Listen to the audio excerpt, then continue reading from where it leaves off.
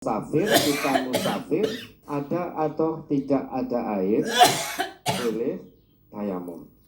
Nah, bagi yang berhadas kecil atau besar, maka harus ada air dulu. Falam tajidu ma'an, ketika tidak ada air, baru fatayam mamu, baru boleh tayamum. Dan dulu juga pernah ada dua orang ketika dalam safar mau sholat tidak ada air, itu mau wudhu. Kemudian keduanya memutuskan untuk bertayamum. Selesai sholat, keduanya melanjutkan perjalanan. Di tengah-tengah perjalanannya menemukan air, masih di waktu sholat yang sama. Misal tadi waktu sholat duhur, keduanya bertayamum terus melanjutkan perjalanan. Waktu duhur belum selesai, menemukan air. Yang satu karena menemukan air, maka dia mengulangi sholatnya dengan berwudu, kemudian sholat. Yang satu tidak mengulangi sholatnya. Kemudian hal itu disampaikan kepada Rasulullah. Apa jawab Rasulullah? Bagi kalian yang mengulangi, yang berwudu dan mengulangi sholat tadi, maka dapat 2 pahala kebaikan.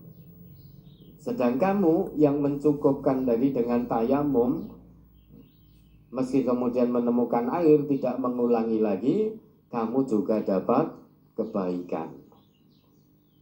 Artinya dari sini, kalau musafir itu boleh tayamum, syaratnya harus tidak ada air dulu.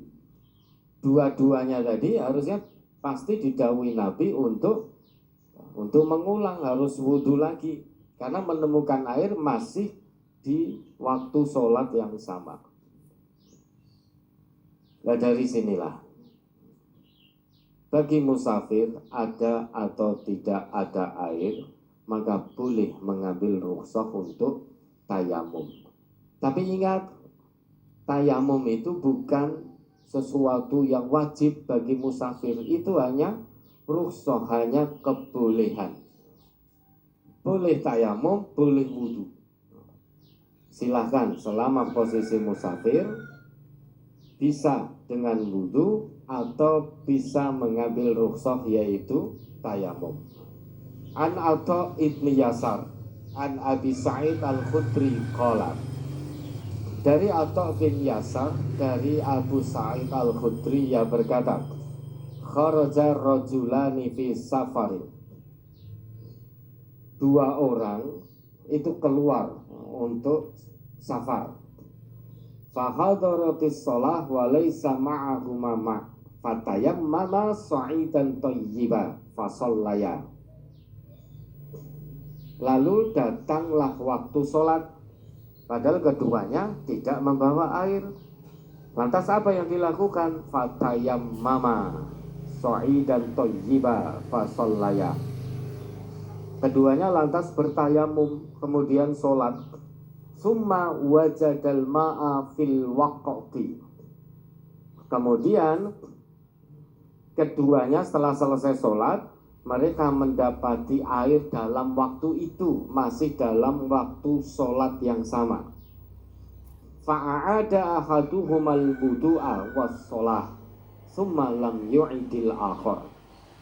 Yang satu kemudian berwudu, kemudian mengulangi sholatnya.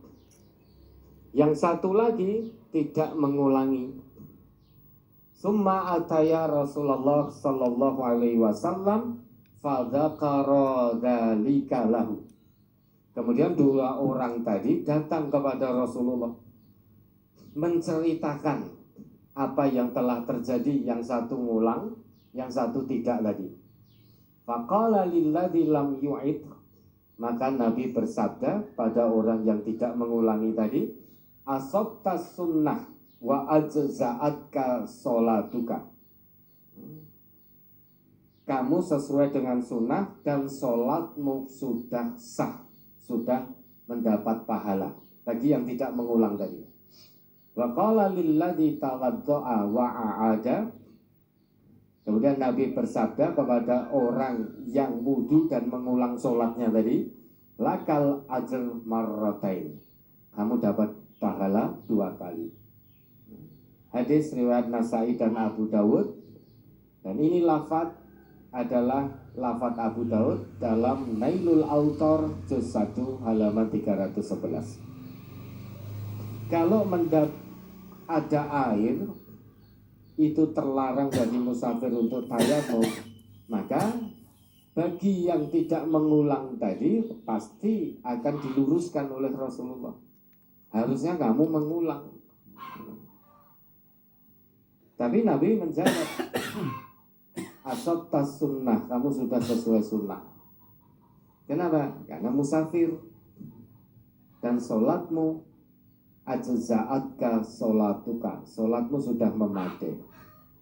Artinya dari sini musafir itu Bapak Ibu ada atau tidak ada air boleh mengambil rukhsah tayamum, tapi bukan satu kewajiban. Itu hanya rukhsah, boleh diambil, boleh tidak. Nah, Rasulullah sendiri beliau lebih suka untuk berwudu.